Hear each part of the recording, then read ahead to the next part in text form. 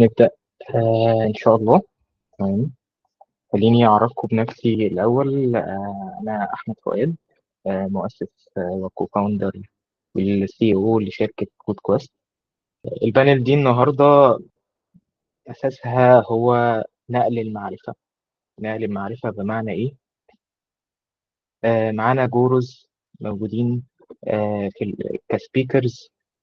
منهم حد very experienced في المجال، هيدينا انسايتس عن ازاي هو وصل للمكان اللي هو فيها. ومعانا شباب قطعوا جيرني عظيمة في كود كويست. فكرة كومبيتيشن وإن هم يتسابقوا مع بعض، إن في ناس تفوز. طيب، قبل ما ابتدي وقبل ما اعرف مين الناس اللي معانا، تمام، انا عايز اقول كام حاجة. اول حاجة، آه، خير الناس أنفعهم للناس. ده معناه إيه؟ ده معناه إنك أنت لازم تفكر في فكرة الصدقة الجارية. الصدقة الجارية بمعنى إيه؟ إنك أنت تعمل خير ويستمر معاك الحياة، حتى لو أنت وقفت فيه، حتى لو الشخص اللي عمل الخير ده غاب. آه طب الخير ده ممكن يتمثل في إيه؟ إنك أنت تعلم مهارة لحد، إنك أنت تدي نصيحة لحد، إنك أنت عملت contribution في برودكت معين، فاد الناس وفاد المجتمع. طيب، نرجع لفكرة خير الناس أنفعهم للناس. دي أكبر كور فاليو إحنا تبنيناها في كود كويست. اللي برضو ما يعرفش مين كود كويست، كود كويست هي أول كراود سورسنج بلاتفورم عربي أفريقي موجودة في مصر. الفاوندرز فيها هم مصريين. الايم بتاعهم مش مجرد إنها تحل مشاكل البيزنس، تمام، تحل مشاكل الديفيلوبر عن طريق مسابقات، هكذا. الفكرة إن هو تحل مشاكل بيزنس، تبتكر شغل جديد، innovations أكتر، تطور الأفراد، ومنها بتطور الشركات، وبالتالي المجتمع بتاعنا يتطور. دي الفكرة من الصدقة الجارية ومن خير الناس أنفعهم للناس. طيب، عشان ما اخدش منكم وقت كبير، هنبدأ النهاردة نتكلم عن البانل بتاعتنا ونستارت إن أنا أعرفكم بالسبيكرز بتوعنا. أول سبيكر عندنا هو أحمد محسن. أحمد محسن هو شخص أنا اشتغلت معاه، عنده باع كبير في ال في الاندستري، بالذات التك اندستري. تمام. ما بين إن هو كان سولو انتربرنور، باع شركات هو ابتدى يشتغل فيها، اشتغل كبرودكت مانجمنت، اشتغل في الويب ديفلوبمنت، اشتغل في يو اي ويو اكس. انا لما بتزنق في اي حاجه انا برجع لاحمد محسن في كل آه، قطاعات البيزنس. ومعانا ميرسي النهارده يا أحمد. كمان. تمام. ومعانا النهارده كمان اربعه احنا بنقول عليهم ادفنتشرز. ادفنتشرز بمعنى ايه؟ هم مغامرون، بس تحولوا ان هم مسات، رايزنج ستارز. تمام. انا ممكن ندي لقب لكل واحد فيهم كده، او ادي امبريشن انا شفته منهم. عندنا أسامة عبد الناصر. أسامة عبد الناصر هو الأوبسيشن للبيرسونا نيد، تمام، لليوزر اكسبيرينس. عنده عارف يعني إيه بيرسونا، وعارف يعني إيه نيد، تمام، فيدي أكبر ديتيلز ليه. ومعانا كمان آية شربي. آية شربي زي ما بنقول إيه، you should you to do your homework. هي أكتر حد قدر يعرف يعمل الهوم ورك بتاعه ويبني الاستراتيجي بتاعته صح. ومعانا برضو المتسابق الثالث هو محمد عبد الرحمن. محمد عبد الرحمن ممكن أقول عليه اللي هو إيه، ترانسفورمر. إزاي يعرف يأدبت نفسه طول الوقت. وأخيرا معانا عبد العزيز. عبد العزيز أنا ممكن أقول عليه الصغير الكبير، أو الخبير الصغير. تمام. هو أصغر واحد فينا، تمام، بس عنده خبرة غير طبيعية. أنا بس عايز أتأكد، كل الشباب موجودة: محمد، عبد الرحمن، أسامة، آه، عبد العزيز، محسن. غالبا انا موجود محمد. اه. محمد لسه تمام موجود. أوكي. طيب، خلينا نشرح الفلو بتاع البانل النهارده بتاعتنا. احنا عندنا 3 سيجنال.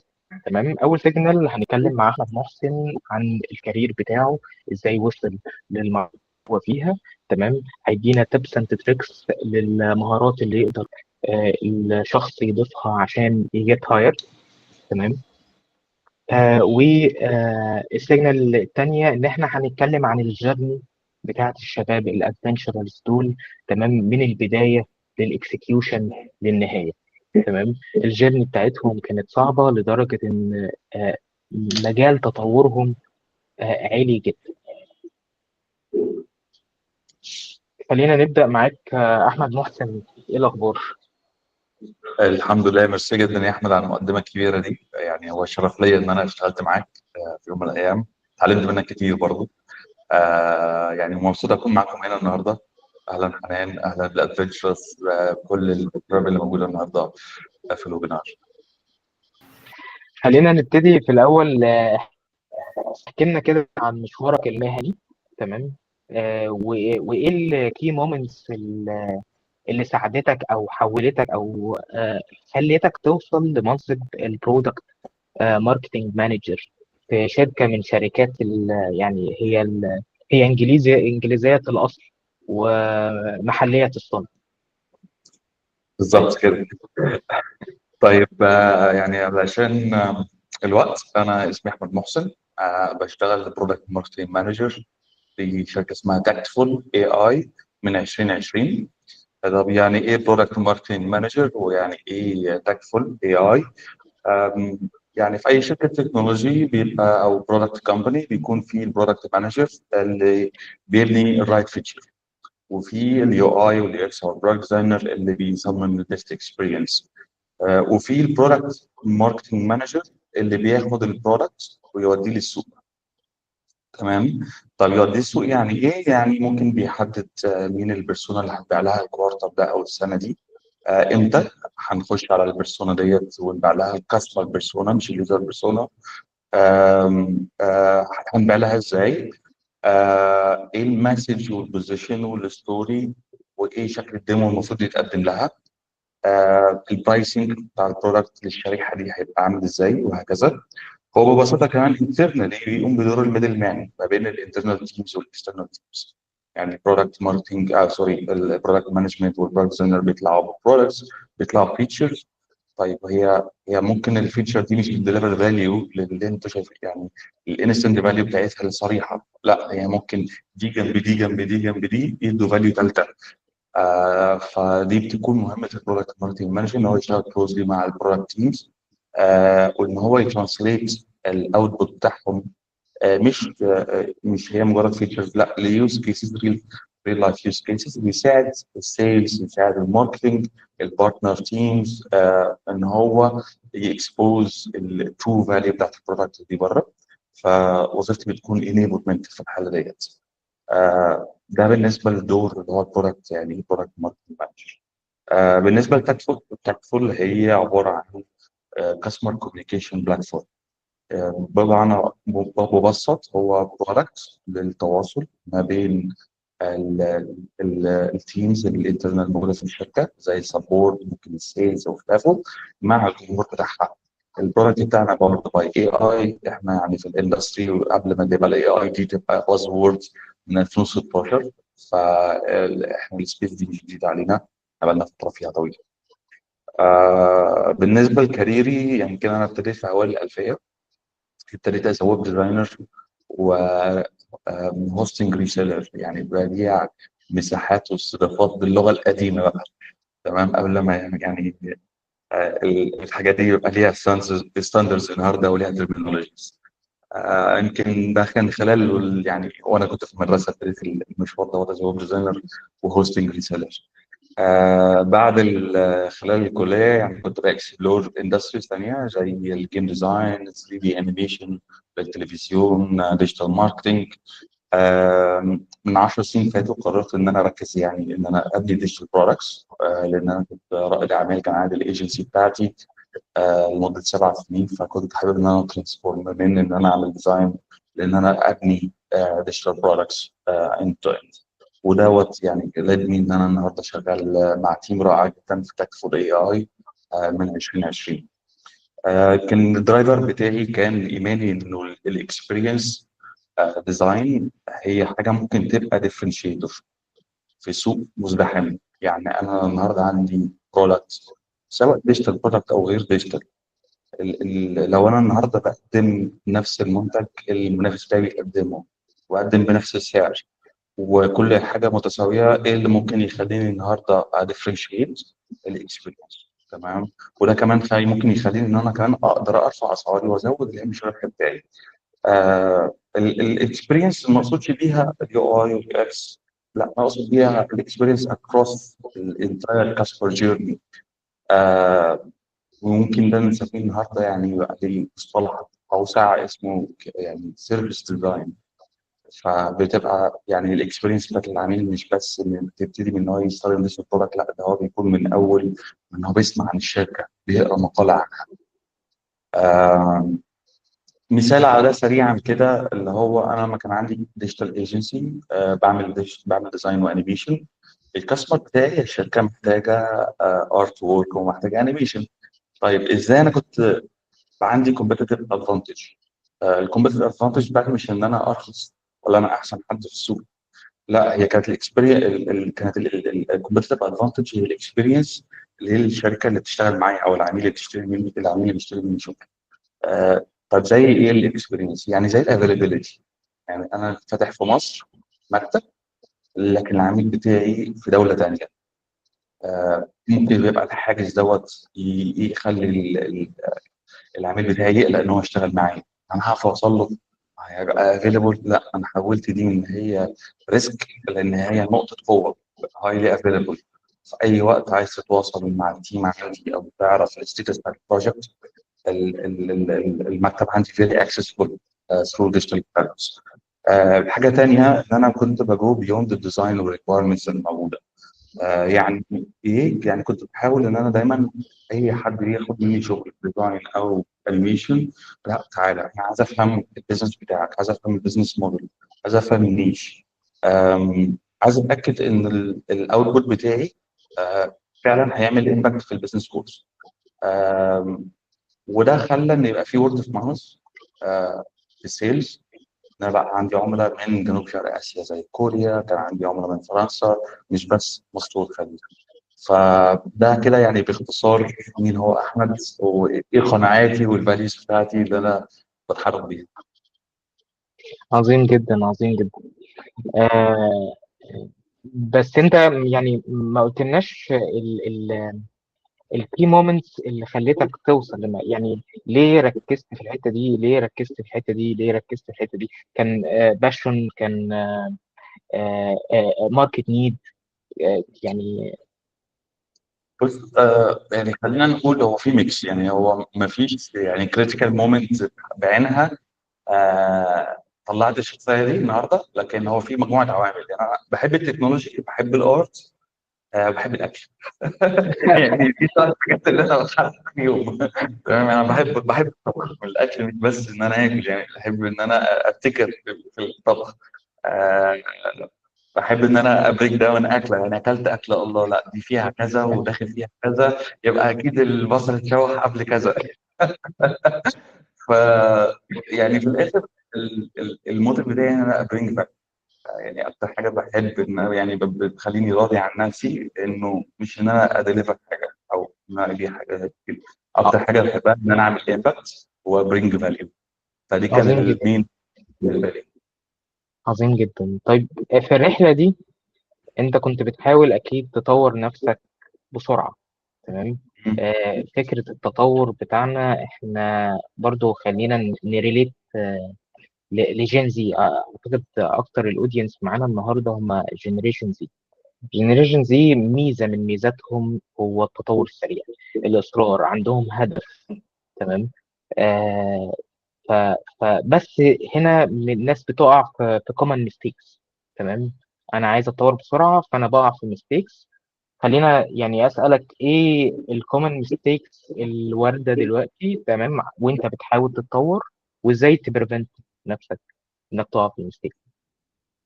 بص انا مش هقدر اريليت قوي للجين زي يكون مستيكس، يمكن يكون مستيكس اللي بتحصل ان هم بيستعجلوا النتائج. اتخيل يعني، برضو مش عايز اظلم لانه هم جم في زمان غير زماننا، فانا ما اقدرش اقول ان دوت حاجه باترن او نمط متكرر. يعني أنا مش عايز اعمل حكم على جينيريشن بالكامل على انه بيستعجل النتائج، لان انا كنت في سني كنت مستعجل النتائج، حاجه طبيعيه في السن ده، ملهاش علاقه بالجينيريشن. ده حاجه ليها علاقه ببدايتك في الكارير بتاعك، انك عايز نتائج بسرعه. لكن بشكل عام، آم، آه، التركيز، الفاندمنتالز، خلينا نقول الفاندمنتالز يعني. عمرنا علشان احنا كلنا في بداية كاريرنا بنستعجل النتائج، فبنجمب للتوبكس والحاجات الفانسي. تمام. فده بيخلينا نوقع بيزكس. فالشاطر اللي هيكون هامبل او متواضع كفايه ان هو يدرك طول along ده بقى الجيرني بتاعته ان في بيزكس فاندمنتالز ناقصه واقعه، محتاجه المها. يعني ممكن مثلا ما اتكسفش ان أنا ما بيني وبين نفسي اللي هو ايه، يا عم الكتاب دوت فور دامز يعني للمبتدئين. يا عم امسكوا اهلكوا، هتطلع ب 5% كانوا واقعين عندك فاندمنتالز، لانك هتقابل الشخص اللي ماسك الفاندمنتالز هرسها. ممكن يبقى انت عندك خبره اكبر منه في السوق، لكن هو بيجري اسرع منك. ليه؟ لان هو الفاندمنتالز مش واقع عنده. لكن خليني بقى اتكلم في الميستيكس بتاعت الديزاينر بشكل عام، برودكت ديزاينرز بشكل عام. بلاش نتكلم، يعني انا ما اقدرش برضه اريليت قوي للناس في بدايه كاريرها جوه اليو اكس اكتر من ان انا اقدر اريليت للتيم عندي وهو كيو اكس ايه الاخطاء اللي بيعملها جوه الشغل جوه المكتب. أم، اول حاجه، اكبر غلطه من وجهه نظري انه ودي غلطه انا غلطتها از برودكت مانجر، ان احنا بنقعد كتير قوي ورا الشاشه. تمام. مش بنتكلم مع العملاء. دي خطأ قاتل. آه، من وجهه نظري ان انت تتكلم مع عملاء مش بس لما يجي وقت لليوزر انترفيو او ريسيرش او يوزابيلتي تيستنج، لا، هيفرق معاك جدا جدا جدا في المكان اللي انت بتشتغل فيه انك تقابل العميل من غير اجنده. ليه؟ هيفرق في ان يبقى عندك اندرستاندنج عن السوق اللي انت بتشتغل فيه، عن الكاستمر بتاع البرودكت اللي انت شغال عليه. الفرصه دي يمكن هتلاقيها، لا يعني هتبقى متاحه لو انت شغال في مثلا في مجال فول تايم. اطلب، لانك مش هيجي لك لحد عندك ده. اطلب انك لو سمحت انا عايز اقضي وقت مع السبورت تيم. انزل خد تدريب كانك سبورت، اشتغل معاه، اسمع بودنك العميل بيشتغل بيشتكي من ايه. انزل مع الكاستمر سكسس وروح المانثلي ميتنج او الكوارتر ميتنج بتاعه مع العميل. تمام. هتسمع بودنك وهتشوف وهتحس بمشاعر وهتحس بفرستريشن وهتحس بحاجات او تعرف حاجات عمرك ما هتجيلك في دوكيمنت، عمرك ما هتجيلك في ريكوايرمنت الحاجات دي. تمام. انزل مع سيلز كول. لو بيحصل ديموز للبرودكت للعملاء، احضر الديموز دي. تمام. رافق التيمز اللي هي اكسبوز للكاستمر.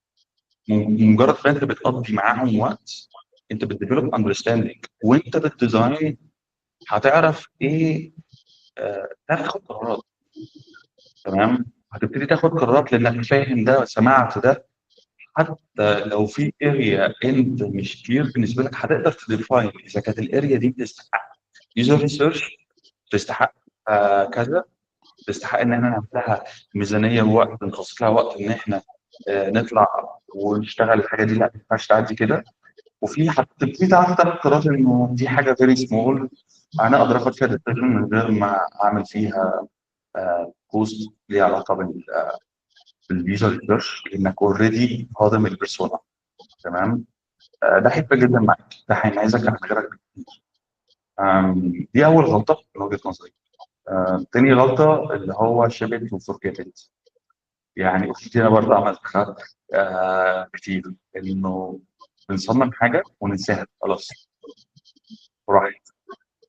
لا، هي الحاجه دي هي اتعملت علشان تبرينج فاليو.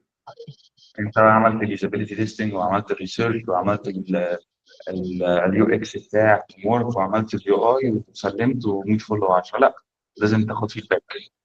تمام. مش كل حاجه طبعا هتقدر تاخد عليها فيدباك، لان مش كل حاجه بتتساوى في الاهميه.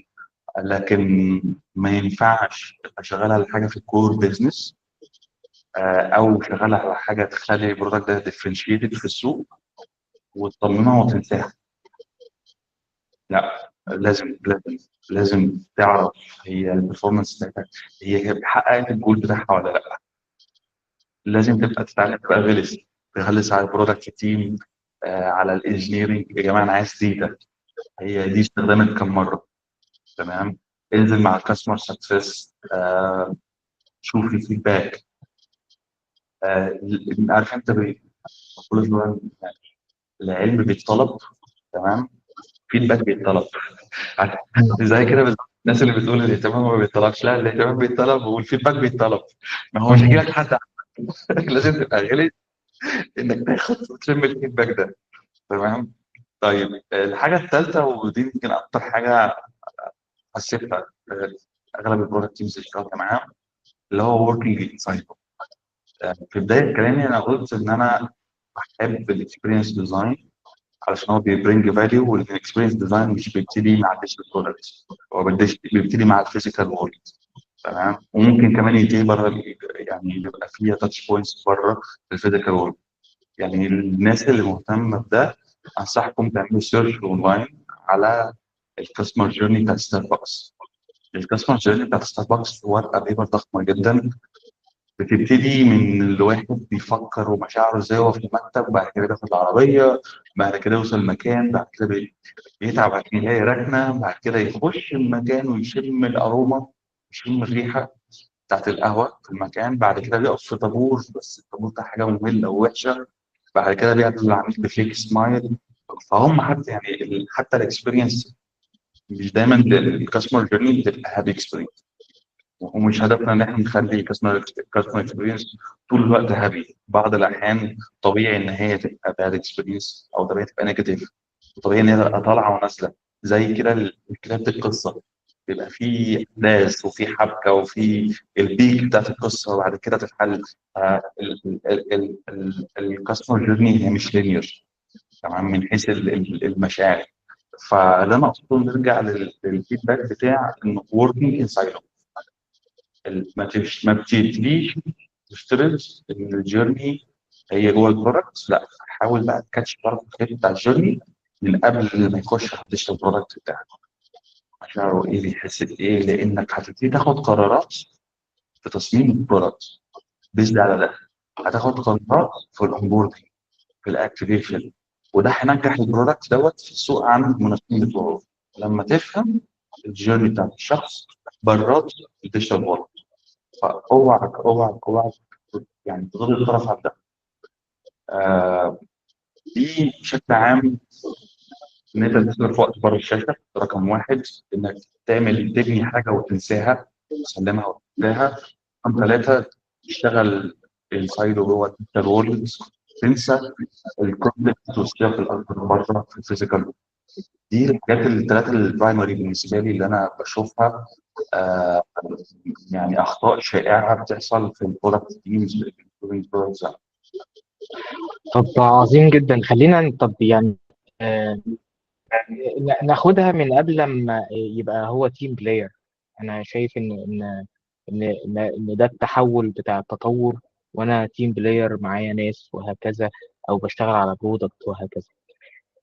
طب يعني خليني اقول لك ايه النصيحة وانت واحد بيقدم على شغل، او انت مثلا لما تيجي تهاير حد.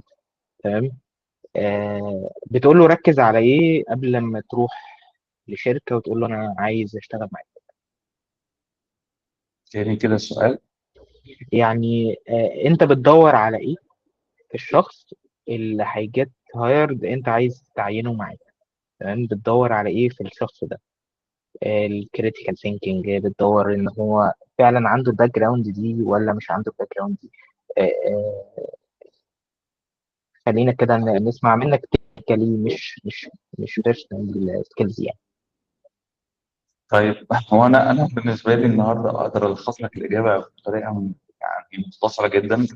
آه، انا ايه اللي بيفرق من شخص بعمله هنا عن شخص؟ النهارده الداتا والتجارب اللي مرينا بيها في الكارير بتاعنا اثبتت انه it's all about attitude ومايند سيت، مش اكسبيرينس خالص. يعني خليني اقول لك، انا في حد عملت له هاير ريسنتلي، في اخر بوزيشن ليا از برودكت مانجر. عملت هايرنج لديزاينر، البورتفوليو بتاعه ما فيهوش غير بروجكت واحد بس، في وسط ناس مقدمه اكتر من 100 واحد يقدم، كل واحد فينا عنده 10 ل 50 بروجكت. الاكونت بتاع بيهانس بتاعه، تمام. آم، هو عنده بروجكت واحد بس. عملت له هايرنج ليه؟ لانه في البروجكت دوت كان وضح لي الاتيتيود. انا شفت المايند سيت، ولما قابلته لقيت الاتيتيود اللي انا بدور عليه. آه، يعني من ضمن الحاجات مثلا، خلينا نقول امثله يعني، او مثال سريع على المايند سيت. دايما كلنا بنمر بالجيرني بتاعت الديزاين والسايكل. بلاقي دايما في البروجكت، في البورتفوليو اللي انا ببص فيها، ان هو عمل بقى يوزر انترفيو وعمل سيرفي ومش عارف ايه، ولكن عمل ديزاين لحاجه تانيه خالص، حاجه على هوا هو. تمام، ما مم. حسيتش ان في يعني كونكشن ما بين الكاستمر فيدباك والاستادي اللي اتعملت والهوم ورك اللي اتعمل وما بين الاوتبوت. هو الاستادي اللي اتعمل ده عشان يتحط في السي في، يعني كماله حفظ ماء الرجل مثلا، او ان هي يبقى البورتفوليو شكله حلو. لا، انا شفت دوت في شغل ناس كتير للاسف، او اغلب الناس. اللي مش هقول لك وده ممكن يفرق معاك لو انت فعلا بتعرف تكابشر الليرنينجز وتعملها ابلاي على البروجكت. وانا خدت الديسيجن ده علشان كذا. آه، ده يعني مئات السيفيهات ومئات البورتفوليوز ومئات الانترفيوهات اللي ما لقيتش حد بيكون دي. آه، كان قليل. وزي ما قلت، وبيز على ده معناته انه it's all about quality مش quantity. تمام، وفي portfolio. هو في نويز عندك من ناحيتك يا احمد. فكنت بتكلم على انه it's all about the quality of the portfolio مش ال quantity. من ضمن برضه الحاجات اللي ممكن تساعدك انك الكونسستنسي في البورتفوليو. يعني انا هنا بحاول ان انا اكت ان انا هايرنج مانجر، ايه اللي ببص عليه في الابلكيشن اللي جاي. الفوكس والكونسستنسي، يعني طبيعي انك تكون جاي من كارير تاني، جاي من كارير جرافيك ديزاين، جاي من كارير موشن جرافيك. تمام، فما لقيتش البورتفوليو. انت لو جيت ابلاي از برودكت ديزاينر، ما لقيتش البورتفوليو شويه لوجو، على شويه برينتنج، على براندنج، على انيميشن. هو طبيعي ان انت تمر بكل التجارب دي. تمام، بس انا النهارده جايبك علشان ما تبقاش جنراليست. يعني هو الرول بتاع البرودكت ديزاينر هو جواه تخصصات، وتقدر تبقى جنراليست فيه طبيعي، لكن ما تبقاش بقى جنراليست في الميديا بشكل عام. لا، اعمل ايدنتيتي ليك، اكونت خاص ليه علاقه بالجرافيك ديزاين لو ده الفريلانس، ويعني اكل عيشك لحد ما نعرف نخترق الكارير بتاع البرودكت ديزاين. افصل البورتفوليو ده عن البورتفوليو ده. تمام. وما تخافش انك يعني ان انت ما تورينيش كل حاجات كتير. عادي، انا ممكن معايا حد على عنده البورتفوليو بتاعه بروجكت واحد بس. احمد، كنت حابب تضيف حاجه؟ عظيم جدا. لا لا تمام، انا لسه في نويز ولا؟ دلوقتي ما اظنش، لا ما اظنش ان في نقص. عظيم جدا. ال- طب اتفضل. يعني خلينا نروح في حته. طيب انا ببدا في المجال، تمام، وات ايفر انا كنت جاي من انهي مجال، انا ببدا في المجال. تمام. ايه الادفايس، تمام، اللي ممكن تديها لواحد هو عنده باشن للمجال ده وعايز يبدأ في المجال ده، تمام، عشان نموه يبقى سريع. الخوض تجارب، اكبر عدد من التجارب على قد ما يقدر، ويعني والنهارده في كويست هي موجوده بتحقق ده لناس كتير. انا في بدايتي ما كانش في تجارب كتير، انا كنت بطلع بهايبوثيتيكال كيس ستاديز واشتغل فيها مع نفسي. بعض الأحيان كنت الصراحة منكش السوق. تمام، يعني إيه منكش السوق؟ يعني مثلا جبت البرودكت، جربت نزلت ديجيتال برودكت على موبايلي وعجبني ولسه جديد ولسه عامل لانش وعندي فيدباك. لا، أنا بدوكيمنت ماي فيدباك وأروح باعت إيميل طويل عريض: والله يا جماعة عجبني البرودكت بتاعكم، متخيل ممكن يبقى أحسن لو في كذا وكذا وكذا. تمام. ده بيبقى ظريف انه لا، انه الناس بتكونسيدر فيدباك، بيعملوا معايا انترفيو، انا بعمل معاهم انترفيو. آه ما تبخلش على حد بمعلومه، يعني انجيج مع السوق اللي حواليك. آم، يعني اهم حاجه ان انت تجيت انفولد اكبر قدر من المشاريع، بغض النظر عن العائد المادي بتاعها عامل ازاي. والنهارده توب كويست يعني حاجه ما كانتش موجوده على ايامي، بتساعدك في. عظيم جدا، عظيم جدا.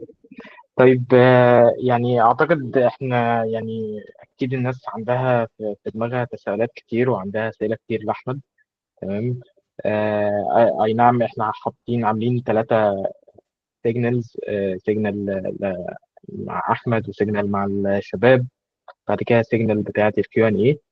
بس احنا يعني انا حاسس ان في اسئله ممكن تيجي، انا عندي اسئله كتيره. بس مش عايز ابوظ البانل. خلينا تمام. ناخد سؤال الناس عشان ندي وقت اتفضل. لبقية الشباب تسمع من عظيم. أسامة وبقية الناس. عظيم جدا. لو حد عنده سؤال لاحمد، يعني يا ريت يريز هيز هاند واحنا هنختار.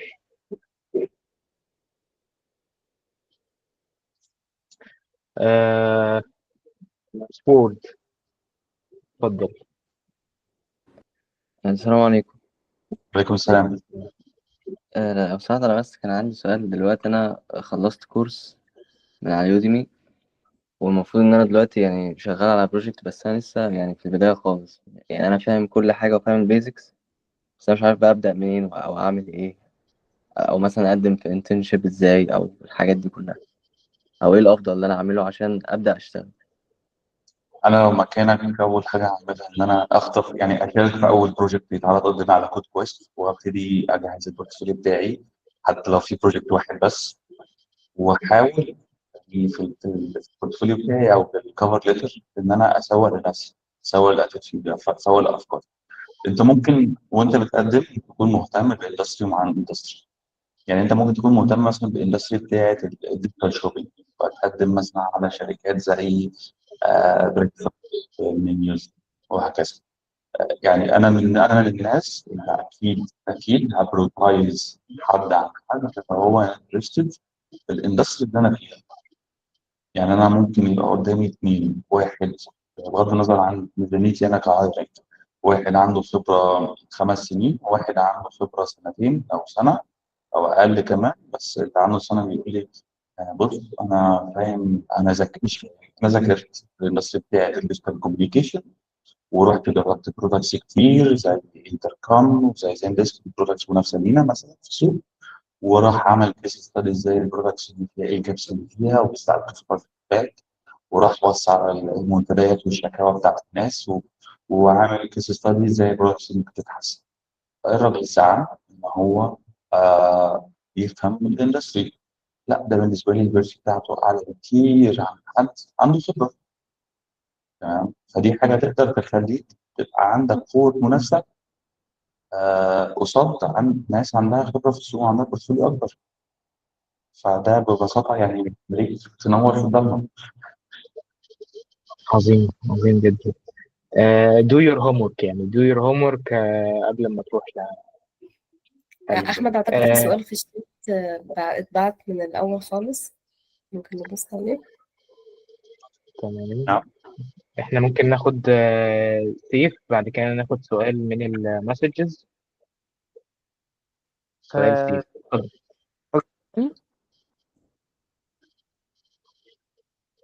حضرتك سامعني؟ اتفضل. اتفضل سامعك. اتفضل. تمام. هو برضو انا كنت لسه مخلص كورس، فبحاول دلوقتي ان انا اعمل بروجكت كامل، بس بيواجهني دايما اللي انا بعمل بروجكت، لا طب البروتوتايبنج لسه عايز ازوده، المره التانية لا انا عايز ازود مثلا البرزنتيشن. فانا مش عارف، انا دلوقتي بعمل البروجكت تمام كديزاين، بس انا مش عارف اعرضه كبرزنتيشن كويس. بص، هو يعني فيما يخص البرزنتيشن مم. انا ما اقدرش اديك نصائح حول البرزنتيشن يعني قول، لكن بشكل عام انا كمان مانجر مش عايزك، انا مش مهتم بالبيلز والويست بتاعت البرزنتيشن. انا مهتم ان انت عملت الهوم ورك وخدت رايت ديسيجن ووصلت للنتيجه دي. مش هاو فانسي اللاي اوت بتاع البرزنتيشن. مهما خلصت وقت على اللاي اوت انا ما بشوفوش. فحاول تمشي بمبدأ يعني عدوك هو البرفكشن. ف complete is better than perfect. ودي نصيحة ليك ولنفسي بقى، ان انا عندي نفس التندنسي ان انا ازوق الحاجة بعد ما اخلصها لان انا فخور بيها طبيعي يعني. وده بيأخرني عن حاجات كتير، بيأخرني عن فرص، بيأخرني على ديدلاين، بيأخرني على ان انا اقدم على opportunities اللي انا كنت مهتم بيها. حاول بس اركز على الفاليو بتاعت كوميونيكيت الفاليو اللي انت كنت بتحاول تعملها في البروجكت اكتر من انت تكوميونيكيت بانه بسمسم وبسكر. عظيم جدا، عظيم. طيب، يعني في سؤال برضو من في المسجز. مريم بتسأل اليو اكس ديزاينر امتى يتقال عليه برودكت ديزاينر، وازاي يوضح ده في البيهانس؟ بص، انا مش هدخل في الحته دي حته جري اريا. تمام. دي فلسفه. انا بالنسبه لي عندي شويه بزنس اوبجكتيفز، اسمك ايه مش مشكله، تايتل ايه مش مشكله. هتعرف تفتح هو تمسك ورقه وقلم او تفتح بيجما وتقول لي انا اعرف اديليفر اللي بالي دي ولا لا. بس هو ديفينتلي يعني البرودكت ديزاينر يعني اتس برودر ترمينولوجي. لكن انا صراحه مش من الناس اللي بتحتسب او بتركز في الاسماء يعني في التايتلز او فانسي تايتل اس. ده بالنسبه لي يعني خناقه لا بتودي ولا بتجيب ولا بتاكل ولا بتسمن من جوه. عظيم جدا. هناخد بس آخر سؤال. أحمد شمردان. أحمد شمردان، اتفضل. السلام عليكم، الصوت كده واضح؟ واضح جدا. اتفضل. حضرتك أنا كان عندي سؤال، اللي هو إمتى أقول إن أنا جاهز إن أنا أقدم على شغل مثلا، خصوصا إن في دايما إحساس لا أنا لسه مش جاهز. لا طب أنا مثلا قابلت معلومة في كورس، قابلت كذا معلومة، طب أنا لا في حاجات لسه ناقصة محتاج أدور عليها. طب أنا كده لا، أنا كده لا لسه مش جاهز، لازم ألم دول الأول. لا طب أنا لسه محتاج تاني. لا إمتى أحس إن أنا جاهز إن أنا أقدم على شغل؟ انا اظن انت جاوبت على السؤال، يعني انت سالت السؤال وجاوبت عليه. هو عمرك ما هتبقى جاهز. تمام. وعلشان كده انت لازم تخش براسك في الموضوع ولازم تاخد ريجكشن عالي خالص. وخليني يعني خلينا بس نقول بس حاجه عشان موضوع الريجكشن ده يمكن موضوع سيكولوجي مقلق شويه. طبيعي الناس بتترفض. تمام. والشغل والابلاينج فور جوب دي بالظبط زي لعبه سيلز. اللي بيشتغل سيلز عارف كويس قوي ان هو محتاج يعمل 100 مكالمه عشان واحد يعبره من 100 مكالمه. تمام. ومن كل 10 يعني وافقوا ان هم يسمعوا منه واحد بس اللي هيقابله. ومن كل 10 قابلهم واحد بس اللي هيشتري منه. فانت محتاج ممكن تعمل عدد كبير. انا كبياع او كسيلز محتاج اعمل عدد كبير من الانجيجمنت او بالاوتريتش علشان انجح في واحد. فما تخليش الريجكشن يمثل لك احباط. طبيعي انك تترفض، اللي مش طبيعي انك تتقبل. تمام. فالعبها لعبه كيف لعبه اتس جيم اوف نمبرز. تمام. ابلاي وكونسيدر الفيدباك، او حاول تغلس شويه ان انت ايه لو اترفضت. طب يعني احب اعرف فيدباك عشان اطور من نفسي. والحاجه الاخيره اللي انا اقول لك عليها، حاول تطور. آه، بس دي مش يعني مش في بدايه كاريرك. حاول تطور اكسبيرينس في اندستري معينه. انت اكيد قبل ما تخش المجال انت كنت حابب حاجه معينه.